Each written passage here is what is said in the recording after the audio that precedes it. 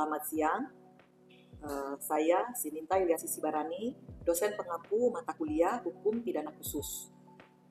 Untuk itu, Hukum Pidana Khusus merupakan materi perkuliahan 1 semester, dan kami di sini menggunakan metode pembelajaran rencana pembelajaran semester yang kita kenal sebagai RPS. Jadi buku yang digunakan adalah beberapa aspek penting dalam pengaturan tindak pidana khusus di Indonesia. Ini karangan saya sendiri, Dr. Sininta Yuliasi Sibarani, SHMH. Dan ada beberapa jenis tindak pidana khusus, antara lain hukum informasi dan teknologi. Itu pun juga menggunakan buku karangan saya sendiri, Dr. Sininta Yuliasi Sibarani, dengan judul Hukum Informasi dan Teknologi dalam Masyarakat Pancasila. Adapun materi pembelajaran yang akan disampaikan sepanjang 1 semester ini adalah mengenai ruang lingkup dan pengertian hukum pidana umum dan pidana khusus, perbedaan hukum pidana umum dan pidana khusus, serta permasalahan hukum pidana di Indonesia dalam lingkup tindak pidana umum dan tindak pidana khusus. Kemudian bagaimana kita mengenal, mengkaji jenis-jenis tindak pidana khusus, yakni tindak pidana korupsi, tindak pidana pencucian uang, tindak pidana korporasi, tindak pidana cyber, tindak pidana narkotika, tindak pidana terorisme, tindak pidana perbankan, tindak pidana lingkungan, dan tindak pidana penerbangan liar atau illegal logging, tindak pidana penangkapan ikan tanpa izin atau illegal fishing.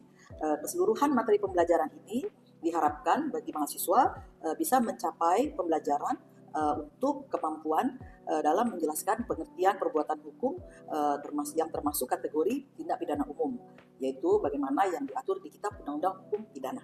Lalu diharapkan juga capaian pembelajarannya mahasiswa mampu menjelaskan pengertian perbuatan hukum yang kategori tindak pidana khusus, yaitu yang ada di luar Kitab Undang-Undang Hukum Pidana. Meskipun pada saat ini kita mengenal Undang-Undang Nomor 1 Tahun 2023 yang juga mengatur beberapa undang-undang yang di luar KUH Pidana itu masuk juga di dalam KUH Pidana Nomor 1 Tahun 2023 meskipun hanya sebagian. Lalu mahasiswa juga diharapkan mampu menguraikan perbuatan tindak pidana khusus seperti yang diatur di tindak pidana korupsi, tindak pidana pencucian atau money laundering, cybercrime, kejahatan terorisme, kejahatan narkotika, illegal logging, illegal fishing, kejahatan perbankan, kejahatan korporasi, beserta dasar-dasar hukumnya. Kemudian capaian pembelajaran juga mengharapkan mahasiswa mampu menganalisa teknis penyelesaian perkara baik kategori tindak pidana umum ataupun tindak pidana khusus. Kemudian juga diharapkan mahasiswa mampu menganalisa teknis penyelesaian perkara baik melalui pengadilan maupun di luar pengadilan. Bagaimana kita kenal sekarang keadilan distributif dan adanya restoratif justice yang diberlakukan di dalam Kitab Undang-Undang Hukum Pidana dalam penyelesaian perkara yang terjadi baik di pengadilan maupun di luar pengadilan. Kemudian untuk komponen nilai itu kita menggunakan 6 komponen nilai sehingga diharapkan mahasiswa ini juga aktif karena kita berorientasi pada mahasiswa. Dan untuk itu penilaiannya komponen pertama itu dari tugas-tugas yang diberikan di kelas, baik secara kelompok maupun secara individu. Itu sekitar 10% penilaiannya dari nilai yang diperoleh. Kemudian ada juga kuis, yaitu pun sekitar 10%. Dan untuk kehadiran itu juga tidak hanya hadir di kelas, tapi juga kita akan menilai aktivitas partisipatif daripada para mahasiswa. Tanya jawab di kelas, diskusi, nah itu akan diberi penilaian 10%. Tetap juga ada ujian tengah semester atau UTS, dan juga ada penilaian akhir semester PAS atau yang dikenal UAS. Itu juga ada nilainya masing-masing 25%. Nah, yang diharapkan di dalam sistem atau metode orientasi kepada mahasiswa penilaiannya ini juga ada hasil proyek atau produk yang dihasilkan setelah selesai perkuliahan pada akhir semester, itu dinilai 20%, itu berupa makalah ataupun video atau podcast ataupun poster. Nah, dari sinilah mahasiswa mengaktualisasikan dirinya dalam pemahamannya selama perkuliahan berjalan. Nah, dan hasil proyek ini cukup besar, nilainya sekitar 20%. Demikianlah kenalan dari saya. Untuk selanjutnya kita akan memasuki kegiatan mengajar. Salam Pancasila. Terima kasih. Salam Pancasila. Yang di online itu ya. Oke. Jadi buku dagangan kita tidak pidana khusus ini karangan sendiri. Dan juga hukum informasi teknologi, ya. Saya harap Bapak Ibu semua sudah ada ya. pidananya. Jadi kalau bicara mengenai hukum pidana khusus, itu pasti ada hukum pidana umum nggak? Ada hukum pidana umum, ada hukum pidana khusus. Kenapa seperti itu? Kalau kita lihat pengaturan hukum pidana itu dalam pengaturannya itu ada dikodifikasi di dalam buku Kitab Undang Hukum Pidana. Itu secara materialnya. Secara formilnya dia ada di Kitab Undang-Undang Hukum Acara Pidana. Itu secara formilnya. Ya. Jadi dalam dinamika perkembangan hukum pidana itu ternyata kejahatan semakin berevolusi, semakin berkembang sehingga tidak terakomodir di KUH pidana. Ya, ini kita bicara sebelum ada KUH pidana yang baru dulu ya. Jadi kalau Bapak Ibu perhatikan, sehingga muncul kejahatan-kejahatan yang tidak bisa diatasi di Kitab Undang-Undang Hukum Acara Pidana. Jadi dengan untuk bisa mengatasi itu, ya secara pragmatis akhirnya muncullah undang-undang baru yang di luar undang-undang yang mengatur mengenai tindak pidana ekonomi, tindak pidana korupsi, tindak pidana narkotika, terorisme ya Bapak Ibu ya, itu di luar KUH pidana semua. Sehingga itu menjadi suatu pelajaran lagi yang perlu kita pahami bersama, itu menjadi hukum pidana khusus. Karena apa? Diaturnya di luar KUH pidana. Kemudian dia punya secara formalitas pun, dia pengaturannya juga ada beberapa yang menyimpang, ada yang berbeda dengan aturan-aturan yang ada di hukum pidana khusus, yang ada di Kitab Undang-Undang Hukum Pidana yang mengatur secara umum, pencurian, pembunuhan, ya penggelapan, seperti itu. Jadi seperti contohnya tindak pidana korupsi, tipikor yang kita sering dengar, dia juga pengadilannya ada yang khusus kan, tidak di pengadilan umum. Nah seperti itu. Nah apa sih bedanya hukum pidana umum sama hukum pidana khusus? Mungkin ada yang bisa? Ya silakan Pak. Izin Bu, saya dengan Haris Safruddin. Ya. Secara aspek perbedaan hukum antara pidana umum dan hukum pidana khusus, secara aspek hukum pidana bersumber pada berasal dari KUHP, Kitab Undang-Undang Hukum Pidana. Secara asas legalitas berlaku asas legalitas umum pasal 1 ayat 1 KUHP. Secara subjek hukum berlaku untuk umum dan semua orang. Untuk acara pemeriksaan menggunakan KUH, Kitab Undang-Undang Hukum Acara Pidana. Contoh dalam hal ini di dalam hukum pidana itu deliknya pencurian, pembunuhan, dan penganiayaan. Dan kalau untuk hukum pidana khusus, sumber hukumnya itu berasal dari undang-undang di luar KUHP. Untuk asas legalitas berlaku asas legalitas khusus atau asas khusus mengesampingkan yang hukum untuk lex spesialis dalam hal asas legalitas.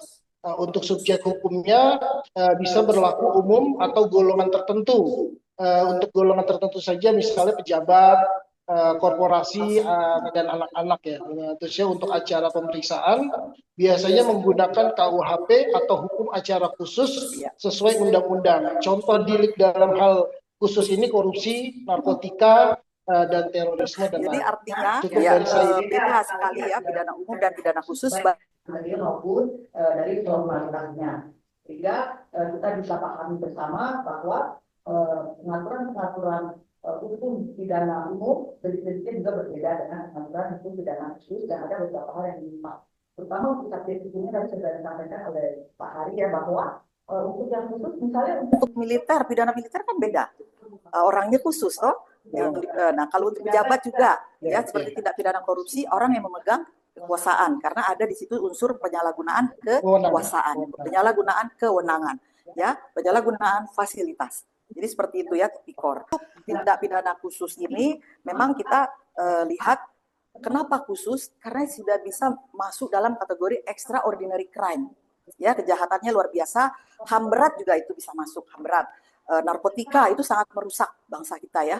Dan juga terorisme itu massal, kematian massal ya, perusakan massal ya, itu khusus. Jadi memang dia belum diakomodir atau sulit untuk kita menggunakan KUH pidana yang sudah ada ya. itulah kemudian ada di luar KUH pidana, sehingga disebut tindak pidana khusus yang ada beberapa penyimpangan-penyimpangan baik dalam subjek, delik ya, rumusan-rumusan deliknya, secara lembaganya juga sudah ada lembaga KPK, penyidiknya bukan hanya Polri ya kan. Dalam sistem peradilan pidana yang kita kenal kan penyidiknya Polri, ternyata ada KPK namanya, ya kan? Nah itu dia penyimpangan-penyimpangan yang terjadi sehingga kita mengenal hukum pidana khusus, ya seperti itu. Jadi kita hari ini akan lihat bagaimana hukum pidana khusus yang satu ini mengenai cybercrime. Kita lihat kaitannya dengan tindak pidana pencucian uang. Ya, kalau Bapak Ibu sudah punya juga KUHP yang baru dan KUHAP yang baru ya. Karena apa? Karena beberapa jenis pidana khusus itu ada diatur juga sekarang di KUHP yang baru loh. Ya, di Undang-Undang Nomor 1 Tahun 2023 yang sudah berlaku sejak 2 Januari tahun 2026. Ya, jadi di situ kita harus perhatikan apa-apa saja, tapi ternyata tidak semua aturan-aturan yang ada di luar KUH pidana itu dimasukkan semua di Undang-Undang Nomor 1 Tahun 2023. Berarti masih ada beberapa yang juga tetap menggunakan misalnya Undang-Undang Tipikor, pasal-pasal sekian saja yang ada diatur di sini. Pasal 2 dan pasal 3 misalnya menjadi pasal 603 dan 604. Gitu ya, seperti itu. Juga bagaimana juga dengan TPPU, pasal-pasal yang krusial itu juga ada diatur di KUH pidana yang baru. Nah, Bapak Ibu tolong ya, kalau mempelajari itu lebih komprehensif. Jadi jangan hanya pakai yang lama terus gitu ya. Tetap kita baca dan pelajari apa sih perubahannya nih. Jadi yang lama tetap pegang, yang baru juga kita tetap gunakan ya. Jadi bagaimana hukum pidana khusus dalam jenis yang akan kita pelajari hari ini mengenai cybercrime dan tindak pidana pencucian uang. Jadi bisa kita lihat dengan beberapa pembahasannya cukup banyak hari ini Bapak Ibu untuk bisa mempelajari dengan lebih cermat bahwa hukum pidana khusus yang jenisnya cybercrime ini kaitannya dengan TPPU dengan beberapa agenda pembahasan. Kita akan lihat dulu pengertiannya. Pada pengertian cybercrime, yang beberapa hal yang perlu saudara pahami dari cybercrime ini adalah segala bentuk kejahatan yang dilakukan dengan menggunakan teknologi informasi dan komunikasi. Itu adalah sarana ataupun jadi objek kejahatan. Yang tadi Ibu bilang dua hal itu saja yang perlu diperhatikan. Bahwa kalau sudah menggunakan teknologi, ini adalah dia bisa menggunakan untuk kejahatan itu sebagai sarana atau itu sebagai objek kejahatan yang tentunya di sini sangat merugikan baik individu, organisasi atau bahkan negara. Nah, itu tadi yang Ibu bilang, kita mengenal teknologi, kita mengenal kejahatan cyber, kita akan mengenal itu adalah tanpa batas wilayah. Jadi tidak mengenal lagi batas wilayah. Jadi pelaku juga sulit dideteksi, sulit kita identifikasi. Sulit juga untuk kita bisa dengan cepat mendapatkannya, karena ini dikenal sebagai anonim dan skalanya sangat masif karena hitungannya hitungan detik ya, dan dampaknya juga bisa ke ribuan korban itu ya. Dan bukti digitalnya itu rentan dimanipulasi ya, bahkan dihapus. Nah ini yang kita pahami bersama ya, tetap hal ini ya Bapak Ibu ya, saudara-saudara sekalian, aku panggilnya apa ya, adik-adik ya semua. Jadi kerugian global akibat cybercrime ini diperkirakan mencapai sampai 10,5 triliun per tahun pada tahun 2025 ya. Ini bisa kita lihat data-datanya. Nah, tadi ini sudah ya. Oke. Jadi bagaimana connectingnya, bagaimana keterkaitannya antara cybercrime dan TPPU ya. Jadi kalau kita bicara cybercrime itu ada mengenai predikat crime. Kalau kita kaitkan dengan TPPU itu kita mengenal istilah predikat crime. Apa itu predikat crime? Predikat crime itu kejahatan asal. Ya, jadi kalau ada TPPU berarti ada uang yang dicuci. Kenapa uangnya perlu dicuci? Karena uang kotor. Uang kotor itu artinya apa? Asal dari kejahatan. Jadi uang itu tidak legal atau ilegal ya. Uang itu uang haram istilah kita ya, istilah umumnya ya. Nah, kalau istilah hukumnya uang ilegal. Nah, inilah yang dibilang predikat crime. Jadi ada predikat crime-nya. Kalau di bidang cybercrime, predikat crime-nya itu uang itu berasal dari phishing, dari ransomware, dari crypto scam atau dari hacking, ya. Kalau bicara korupsi, predikat crime-nya itu berasal dari gratifikasi atau suap, ya, atau penggelapan APBN, pokoknya menggunakan keuangan negara. Kemudian kalau prosesnya melalui dana ilegal, kalau di cybercrime melalui kripto atau transfer bank atau ada e-wallet anonim ya, menggunakan akun-akun yang sulit dilacak ya. Kalau di bidang korupsinya itu prosesnya yaitu ada seringkali menggunakan dana tunai. Ya kalau saudara lihat di TV kan banyak kali mereka pakainya transaksinya tunai atau rekeningnya nomine atau cangkang, ya dia menggunakan akun cangkang atau perusahaan-perusahaan cangkang. Kemudian TPPU itu masuk ke TPPU itu kalau kita bisa membuktikan ada dia menyembunyikan, ya menyamarkan, ya dia yang kita kenal placement, penempatan ya, kemudian dia layering, dia netralkan, kemudian dia integrasikan sehingga jadi seolah-olah itu uang bersih, ya. Jadi kalau di TPPU untuk yang korupsi dia akan kelihatan dari beberapa modus-modus yang kita lihat dan kita pelajari bersama seperti bagaimana korupsi itu sebagai predikat crime-nya TPPU. Kalau kita udah TPPU, saudara akan langsung klik mengenai predikat crime-nya apa nih, gitu ya. Tapi kita jangan terpaku di situ. Memang kita perlu tahu kalau sumber dana korupsi itu biasanya kita lihat dari gratifikasi, suap, ada penggelapan APBN atau APBD, dana alokasi desa, jadi ada pungutan-pungutan liar, ada pencurian aset negara. Nah, modus-modus TPPU dari korupsi ini dia akan pecah dananya itu ke rekening keluarga, ke rekening ponakannya, ke orang-orang yang masih di bawah umur kadang-kadang ya. Nah, seperti itu yang kita kenal sebagai placement. Ya, jadi dia memberikan dananya itu ke beberapa rekening atas nama orang lain atau dia menyetor tunai. Nah, terus setelah itu dia akan lakukan penyamaran berikutnya dengan layering. Dia investasi di perusahaan cangkang, yang dimaksud perusahaan cangkang itu yang ece-ece atau yang tidak beroperasi tapi sudah ada nama PT-nya ya, seperti itu. Jadi ada kita kenalnya shell company di luar negeri, dia transfer ke tax haven yang sulit untuk dia dideteksi pajaknya ya, seperti itu ya. Kemudian dia setelah dia melakukan layering ya, dia investasikan, lalu dia akan mengintegrasikan ya, kemudian uangnya itu dia beli properti, udah jadi rumah dia sah gitu kan, seolah-olah ya. Kemudian dia berikan kendaraan mewah atau dia beli mobil, saham dan bisnis legal lainnya atas nama pihak ketiga. Nah ini yang saudara perhatikan, apa itu yang disebut sering dengan TPPU kan? Nah tapi dalam-dalamnya udah tahu belum? Nah ini dalam-dalamnya kita lihat bersama ya, seperti itu.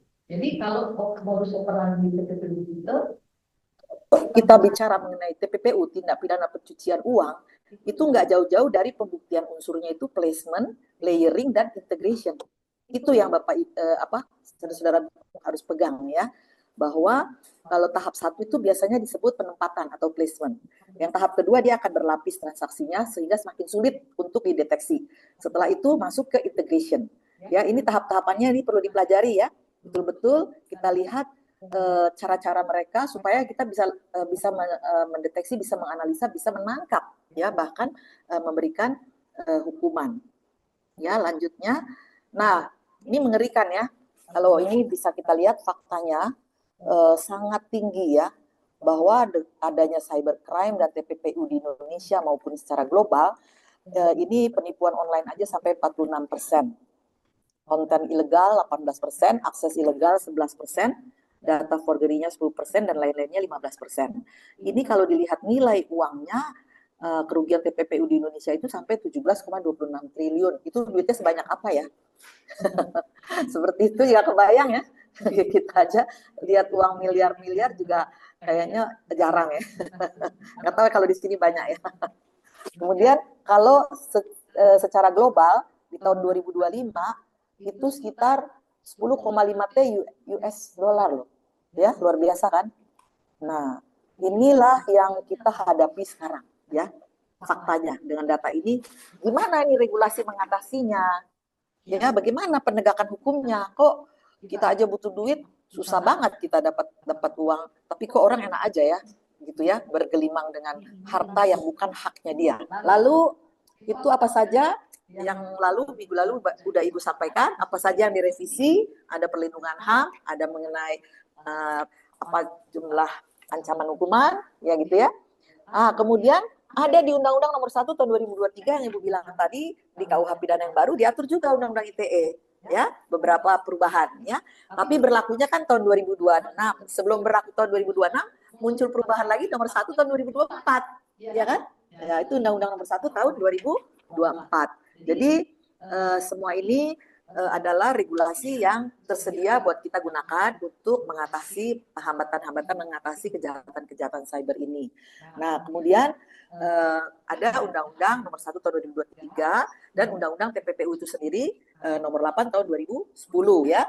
Nah, badan yang membantu itu adalah PPATK ya, Pusat Pelaporan dan Analisis Transaksi Keuangan. Nah, ini dia memang harus kerjasama karena kita tadi lihat jurisdiksinya ya, lintas batas negara ya, jadi sudah menjadi kejahatan transnasional ya. Kejahatan transnasional itu kejahatan yang lintas batas negara ya, beda dengan kejahatan internasional lain lagi ya, ini transnasional. Jadi juga ada OJK dan BI ya, itu di dalam dunia finansial atau fintech ya, itu regulasinya diatur di OJK dan BI ya. Jadi ini semua perangkat instrumen yang disediakan negara untuk kita. Tapi kita ada hambatan-hambatannya di dalam kita mencoba mengatasi semua itu dari sisi atau dari regulasinya, dari keamanan, dari yuridisnya. Ya, hambatannya apa? Yaitu penggunaan aset virtual itu ada tanpa identitas. Ya, kemudian ada yurisdiksi tumpang tindih dan lambatnya kerjasama karena antar negara itu loh, ada lintas batas, sehingga kecepatan pemindahan dana curian antar rekening kan cepet tuh. Nah, kita ngejarnya gimana gitu loh, kan regulasinya bagaimana, itulah salah satu hambatan. Dan keterlambatan teknologi baru, kita teknologinya juga canggih sih canggih, tapi lebih canggih lagi ada gitu loh. Iya, dan itu ada di negara-negara lain dan itu sulit kita ini ngejar gitu ya. Nah, inilah hambatannya dari pemerintah dan dari sisi regulator. Kalau dari sektor keuangan dan fintech, yaitu verifikasi datanya bagaimana, kita tahu sendiri kondisi negara kita kan, penggunaan rekening fiktif sering banyak, ya toh mudah sekali buka rekening. Kemudian pemecahan dengan jumlah kecil, lemahnya koordinasi antar instansi penegak hukum ya. Kalau kita paham sistem keadilan pidana, antar instansi kan ada beberapa instansi yang terkait. Kemudian indikasi peretasan atau jual beli rekening. Nah, ini ya. Ini dari sektor keuangan dan fintech. Nah, dari masyarakatnya sendiri, ya, dari individu, dari kita-kitanya semua ini. Kita bisa lihat ada pencurian identitas data diri melalui web atau situs-situs web palsu. Keterbatasan akses layanan akibat verifikasinya manual. Kemudian transaksi keluar masuk dari rekening dalam hitungan jam. Lalu ketertinggalan penggunaan teknologi baru. Nah, inilah beberapa hambatan yang perlu kita pahami, dan untuk ini so what gitu ya. Kita mesti bagaimana udah melihat hambatan seperti ini. Tentunya kita berusaha bagaimana mencegahnya. Ya, kalau dari pemerintah dan regulator itu kita tentunya terus-menerus evaluasi untuk memperkuat Undang-Undang ITE dan TPPU. Lalu meratifikasi konvensi cybercrime. Konvensi cybercrime itu berarti kita kerjasama dengan pihak luar negeri ya, bisa meratifikasi untuk beberapa undang-undang yang pengaturannya mereka lebih canggih, kita bisa lihat. Terus ada insentif pelaporan transaksi, artinya bagi kita yang bisa membuka atau membongkar itu ada insentif. Lalu ada platform mengenai JDIH yang terintegrasi, jadi platform-platform untuk kita mengedukasi dan melihat ada hal-hal yang perlu ditindaklanjuti, itu perlu ada platform tersendiri.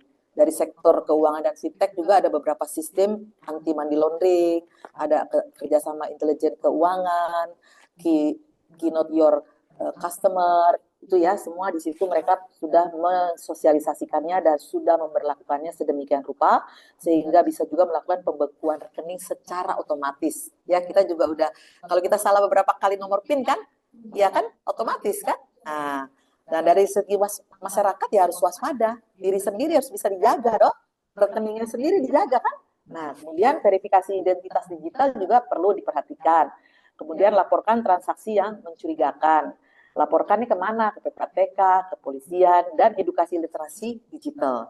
Disinilah perlu diperhatikan bagaimana lintas negara ini, batas negara di jurisdiksi yang menjadi tantangan itu harus terus kita perhatikan resolusinya. Jadi peran negara sangat penting karena apa? Karena itu tadi udah dilihat semua kan bahayanya kondisi seperti ini. Jadi sehingga kita perlu meningkatkan ya, peran negara di sini juga perlu meningkatkan bagaimana untuk mengatasi kejahatan lintas negara ini dari segi keuangannya. Sehingga PPATK itu kerjasama dengan lembaga intelijen negara lain sehingga aliran-aliran dana, profil-profil yang mencurigakan bisa segera terdeteksi dan bisa ditindaklanjuti. Seperti itu. Kemudian pemerintah juga menggunakan perjanjian MLA, Mutual Legal Assistance, ya. Jadi minta bantuan dari negara asing untuk ini kita dan mencari pelaku yang bersembunyi di negara lain, ya. Kemudian perjanjian ekstradisi, kalau udah ketemu pelakunya tolong dong dibawa ke sini, dibalikin sama kita buat di lagi, kan? Nah, itulah kita perlu kolaborasi multilateral bersama-sama dalam menindak kejahatan cyber. Jadi seperti itu Bapak Ibu, kita lihat kesimpulan dari pembahasan kita pada sore hari ini bahwa cybercrime itu adalah predikat crime yang signifikan untuk kejahatan TPPU, tindak pidana pencucian uang. Ada dana ilegal yang dihasilkan melalui phishing, melalui ransomware, dan fraud digital, ya. Kemudian ada modus TPPU digital yang semakin canggih. Mereka memanfaatkan apa yang ada, ya. Ada e-wallet, ada kripto, layanan keuangan digital yang sulit dilacak. Ini hati-hati ya. Saudara-saudara sekalian, semua yang saudara pelajari pada hari ini sudah fakta dan nyata, dan itu sudah ada di sekitar kita. Sehingga kerangka hukum Indonesia, baik Undang-Undang ITE, Undang-Undang TPPU, Undang-Undang Tipikor, itu perlu diperkuat dan diselaraskan dengan standar internasional. Ya, bagaimana kolaborasi multi pihak antara pemerintah, sektor keuangan dan masyarakat itu adalah kunci efektivitas pemberantasannya. Ya, demikian yang bisa Ibu sampaikan. Saudara mungkin ada yang mau bertanya atau bisa dipahami. Apa Ibu kecepatan ya? Enggak juga ya? Sudah sering dengar ya. Jadi gimana? Jadi sudah jelas apa yang disampaikan? Ada yang belum jelas, silakan. Iya, silakan. Terkait konsep predikat crime dan beban pembuktian.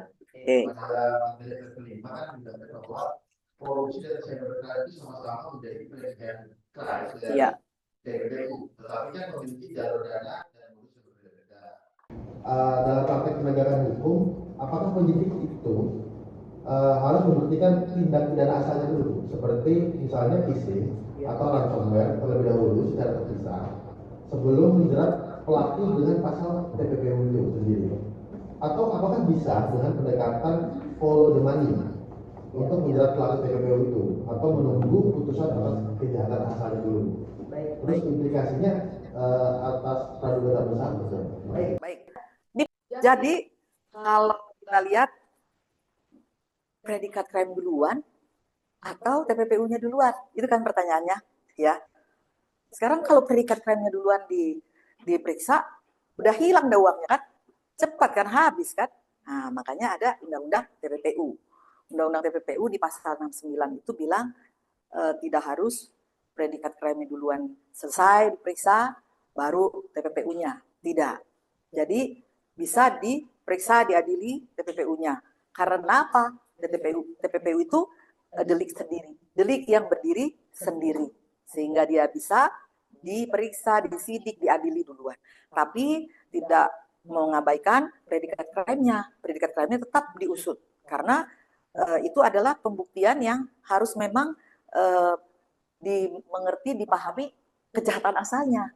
Nggak mungkin nggak ada kejahatan asalnya dia dihukum, ya kan? Sehingga tetap pembuktian atau pemeriksaan terhadap predikat crime-nya bisa dilakukan, cuma waktunya tidak harus menunggu itu selesai, tetap dilakukan itulah, sehingga apa tadi yang terakhir asas praduga tak bersalahnya tetap diperhatikan, jadi tetap dikerjakan yang predikat crime.